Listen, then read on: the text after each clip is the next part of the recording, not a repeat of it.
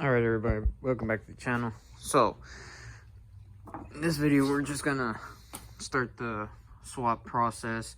As you can see, I painted the bracket here. One note I will say is I had to modify it a little bit. So all I did was drill that another hole right by the original hole and kind of extended it, because the way that this truck is set up, go to the truck itself.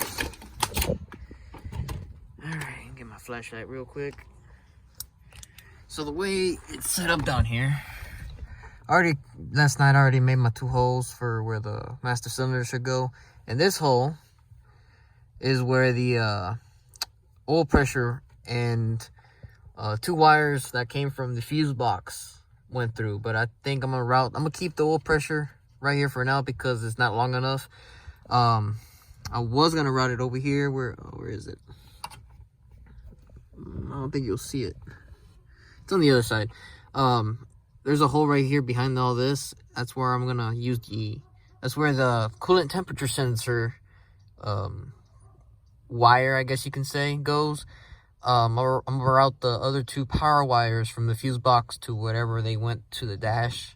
One of them's for the brake controller for the whatchamacallit, the brakes, trailer brakes, and the other one's for, I guess, one of these deals here at the dash. I can't remember now, but like I said, I wanted to route this one too, but it's not long enough. And if this hose ever goes out, well, I'm gonna upgrade, and I'm more likely gonna run it over there as well. So but I did test fit it. That's why there's those 2 marks there, to see if it's gonna kink it or whatever. No, it's just gonna be flat like that. Oh, my bad. It's gonna be flat like this. But obviously this is gonna be somewhere else, right? Anyways, so down here, you see there's a hole and there's a stud. I had to make that little cut mark on that bracket because it would not go over that stud. I tried to take it out, put 2 nuts to kind of remove it. It would not work, so I just went ahead and make my life easier. I just went and made that extra hole, and I put this in here and it slides right in, no problems. So what we're gonna do right now is we're gonna cut this. So factory, I will insert a picture right about now.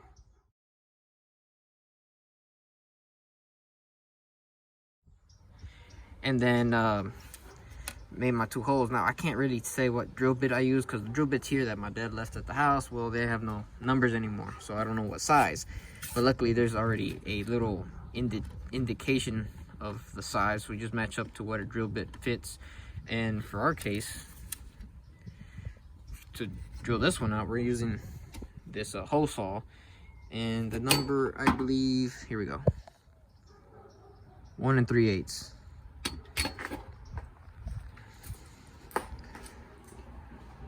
This is the kit. You get this also at Harbor Freight. I bought this because I have one that's Milwaukee, but not the right size. And this one was just cheap for the whole set and comes with everything, including an extra drill bit and one of these as well. So it's pretty good. So without any further ado, let me just drill this out. And like I said, it already has like the size reference there, so I'm just cut that out. We should be good. And then we're just gonna put our bracket in there, and I'll show you how that's gonna go. Luckily, get you a center punch to make this little hole right here bigger, because there is a little hole there. Just cleaned it up and then punched it a couple of times, and that should be good enough for the pilot to go in. So let me get that done and bring you right back. All right, so quickly mock it up. There's the little gasket. As you can see, there's the oil pressure line. It's not touching anything. And there's the hole for the master cylinder. Just gotta put this on real quick.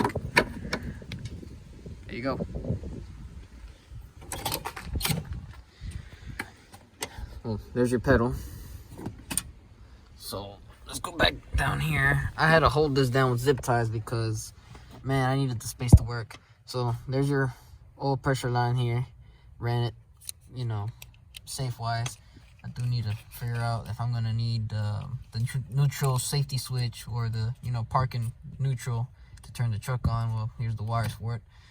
Unless there's a way I can not use these, but if I can use these. That's why I cut them. That's why I saved them. Now, here's what took me the forever. So there's this other switch up here. I don't know what that one would be, right? That top one, as you can see, the nut, that was the easiest, sorta, to put on. But this one is the reason that took me more than, where is it? Right there. That one right there is the one that took me more than 2 hours just trying to figure out what's going on there. So apparently, when I try to put it on, the threads decided to cross thread. How? Don't ask me how. Went back to the shop, went to, well, I didn't went back to the shop. I went to the shop, got my Harbor Freight tap and die set that I had for years. And it is a M8 125, and the problem was that, you know, this is great. That's what I used, but it's compact down there, and using this, trying to turn it, not enough leverage. So what I did was I got this cheap Chinese chromium Chinesium socket, welded the tap on it, used the adapter somewhere around there, but I used the extension, and oh, there's the adapter, and used the ratchet, and, you know, worked butt, and it worked. So yeah, so there she goes. So that's how you put your clutch pedal there. Like I said, all you need now is just the little rod and the little clip, and you got your clutch. So this is how you put your clutch pedal and bracket in these trucks. Like I said, this is a 95. So try to go back down here. So like I said, 95, it had a provision here. There's a stud, and then there's the threaded hole. All I needed to buy was 2 washers, a nut, and a bolt, and boom. Now I could have reused the two bolts that it came with. I have it over there inside the garage, but it was for a 94 and older, the square dash, the generation 1. This is still generation 1, but like I said, 95 is gonna be the bastard year of these trucks. Why? That's just it is. But you can use both mixture of the first and second gen stuff, so or version, or however you want to call it. But yeah, so those were there already. Those provisions were already there from factory for this truck, and also the outside for the studs here, and for the hole for the, let's see. Oh, there you go. You can see it. Just like factory. Yep. So it's not that hard to do. Just make sure you have all your tools. Yeah, nuts are 13s. Factory, you know, and even these new ones, those are also 13s. And like I said before, all you need is just a little drill hole, and drill these out, and should be ready to go. Make sure that, yeah, it's not gonna be touching. Yep. So this is gonna be fun, trying to route wherever this goes down to the bell housing, but we'll get there. So yeah, that's it. So this would be part 1 of the clutch and manual transmission swap. My next video might be taking out the automatic and preparing to put the actual manual transmission in.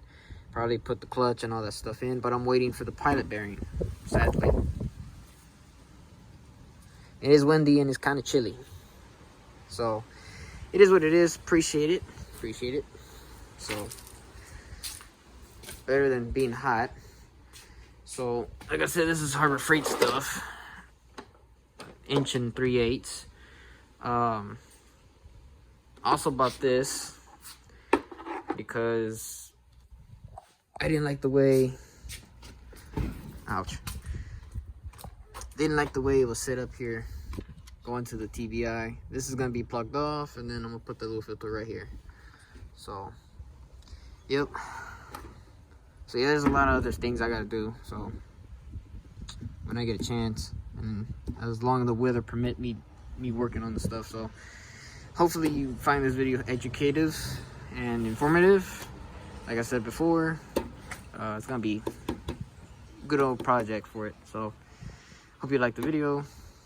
Remember, comment down, like, and subscribe, and hit the notification bell so you know when I upload. And yeah, catch you on the flip side.